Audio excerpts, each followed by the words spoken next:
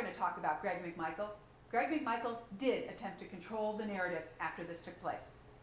He's the one who started this whole thing, and now his son has killed someone.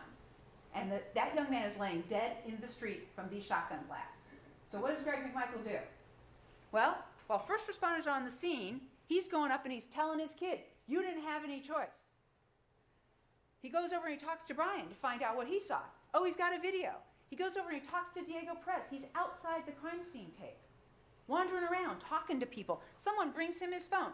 A stranger comes up to him. Some neighbor comes up to him. I mean, this is a crime scene. There is a deceased young man in the middle of the road, and strangers are walking up to him, and what does he tell this stranger? This guy ain't no shuffler.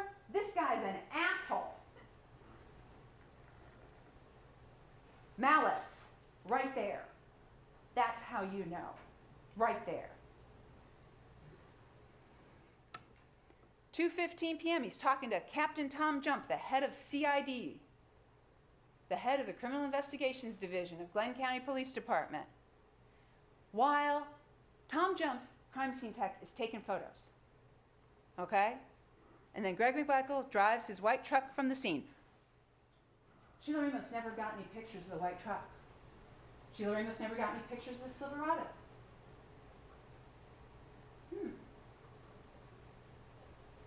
The white truck was never searched. Mr. Bryan's truck was never searched. Neither of those trucks were impounded. So what do we got? We got this. Outside the crime scene tape, talking to the head of CID. And what happens? Look at the crime scene photos. Take a look at them. What happens next?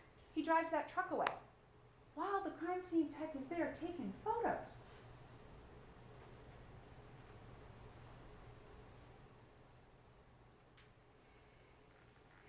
No one said Mr. Arbery had a weapon. Nobody said Mr. Arbery made any verbal threats or gestures. Nobody said I saw him commit a crime today. No one said I'm making a citizen's arrest. No one was trying to arrest him for the crime of anything. No one ever said any of these things on February 23rd, 2020. Greg McMichael's statements to the police. These are important. This is why Greg McMichael is guilty. Did this guy break into a house today? That's just it. I don't know. That's what I told what's-her-name out there. I said, listen, you might want to go knock on doors down there because this guy just done something because he was fleeing from. I don't know. He might have gone in somebody's house.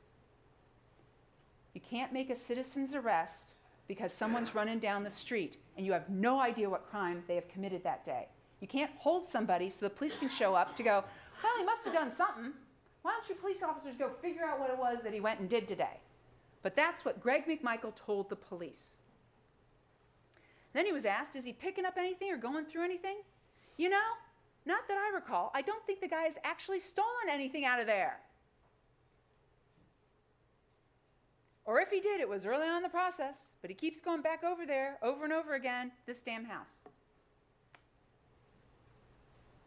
No one ever said, we have evidence that he stole items out of Larry English's boat back on some unknown date, so we were trying to arrest him for that. There's never any mention of Larry English's house and the stolen items off the boat.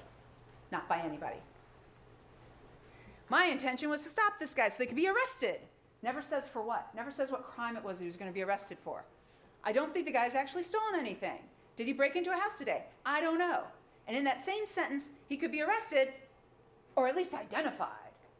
So this is all for identification. This whole entire thing, this was all to do what? Identify Mr. Arbery. That's what we're doing.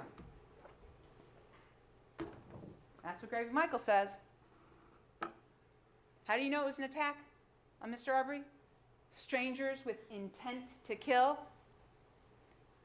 I yelled, stop or I'll blow your fucking head off or something. I wanted to know that we weren't playing. This is what he said to the police. Now, Laura got up here and went, yeah, he was just confused. He didn't mean that. He didn't remember what he said. Really? He proudly told the police, this is what he said to Mr. Arbery.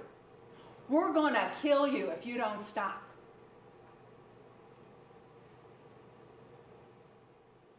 Greg McMichael. Yeah, He was trapped like a rat.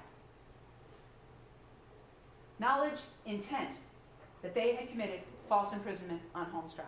Right there. Greg McMichael, guilty of all charges.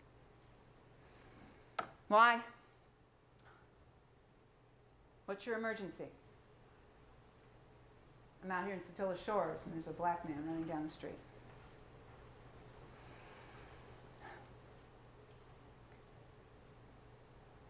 Yeah, this is what we get.